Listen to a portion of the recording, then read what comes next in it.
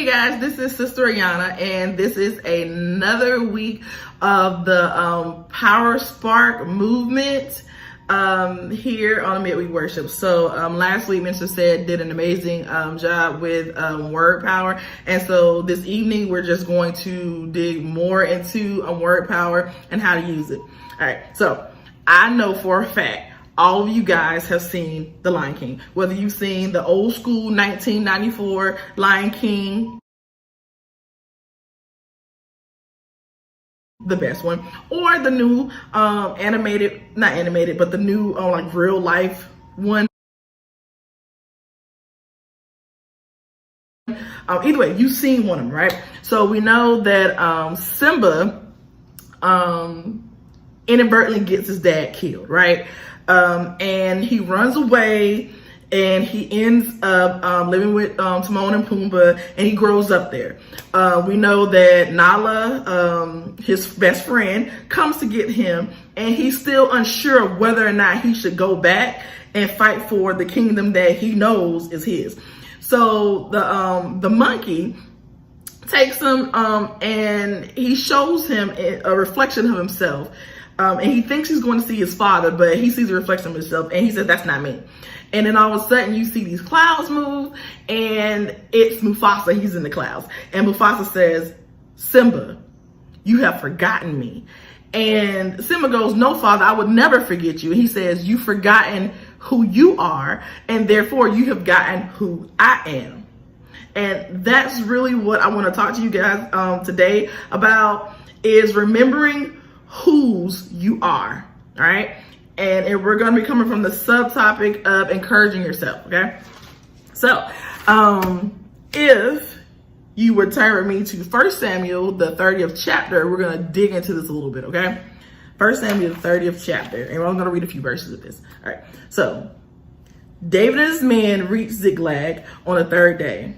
Now the Amalekites had raided the Negev and killed Ziklag. They had attacked Ziklag and burned it, and had taken captive the young women and everyone else in it, both young and old. They killed none of them, but carried them off as they went on their way. When David and his men reached Ziklag, they found it destroyed by fire, and their wives and sons and daughters taken captive. So David and his men wept aloud until they had no strength left to weep. David's two wives had been captured, Ahinoam of Jezreel and Abigail, the widow of Nabal of Carmel. David was greatly distressed because the men were talking of stoning him. Each one was bitter in spirit because of his sons and daughters, but David found strength in the Lord his God. And this is coming from the New International Version. The King James Version says that David encouraged himself in the Lord. Okay, and I want to give you a little backstory. So David had been pretty much hanging out with the Philistines for a while. He had ran from Saul, and so him and his people were hanging out with the Philistines, doing good work. David had been serving them, no problems, right?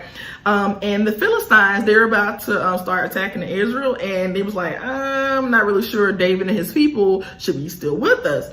And so they told him to return back to their home, Ziklag. And so, David and his people returned back to Ziklag. And when they got there, they found out that everything had been torn up. And not only that everything had been torn up, their family was gone. The mothers, fathers, sons, daughters, children, wives, everybody gone. And if you think about how David would feel, I would feel some type of way if I came back home from a long trip and my family was gone. They're gone. Okay, so David had every right to be upset. He had every right to be in distress. They're gone. Okay, and then on top of his family being gone, the people he was with, the men who had been riding with him for so long, they want to stone him. Now, if you don't know what stoning is, that's like one of the worst ways to be punished in the Bible. Stoning. That's rocks. We're throwing rocks at you. Okay. And so these men wanted to stone David because their families were gone.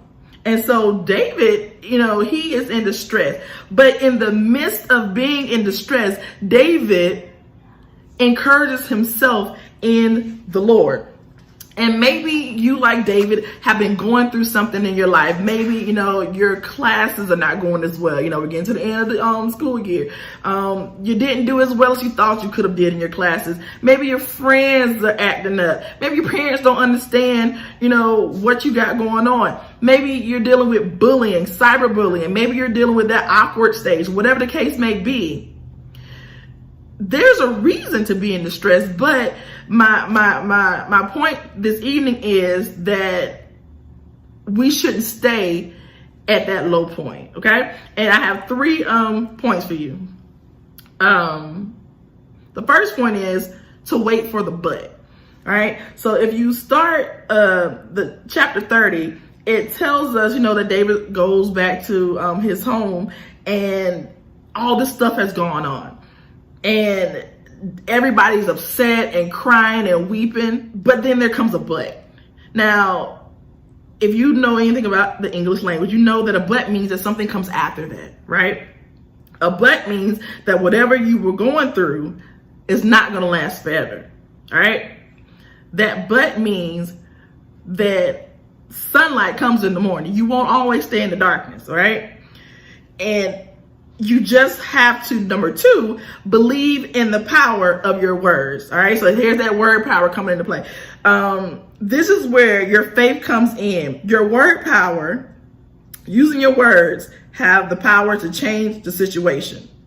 So speaking things plus faith equals your word power. So David, instead of staying silent and crying and distressed over everything that he has going on, David decides at that point to use the words that he has been given in order to encourage himself. All right. And then the point 3 is know that it gets better. All right. Encourage yourself means you have faith that things will get better even when it doesn't look like it. You don't have to boost yourself up a lot, when everything going, good. I just got a brand new car for my birthday. My grades are doing good. You don't really have to hype yourself up. You really got to pump yourself up. But encouragement comes when you're at that low point, when your grades are not looking the best, when maybe you didn't get what you thought you were going to get from your parents, when you and your friends are having a fallout. Those are the times when you need to encourage yourself. Though at those low points is when you need to talk to yourself and use the words that you've been given. Remember what God has said about you. Remember who God is to get you through it. Right? David's situation looked bad, right? Bad. But instead of staying down and dwelling on what he was going through, he chose to speak a word over himself. All right. And I'm not going to read the whole chapter to you because you can read it on your own accord. But if you kind of slip on down to verse 18 and 19, it says that David recovered everything that these people had stolen from him. He got his cattle back. He got his family back. He got his people's families back. All right. He got everything back. He could have stayed in that low point and not done anything about his situation, but he spoke over his situation and he went and did something about it, which led to him getting back everything that these people had stole from him. All right. So, that's pretty much my word for the night. I'm not a long-winded talker. My point is this: to even when it looks bad and everything around you is falling apart, you have those negative Nancy's around you, and you just feel as though there's no way out. You have to use the words that God has given you. You have to remember who you are and whose you are. Encourage yourself and know that it does get better. So we're going to wait for that but. We're going to believe in the word power that God has given us and know that it does get better. All right. So we have challenged everyone to a family TikTok. All right. So that means you're going to grab your family. Grab your family.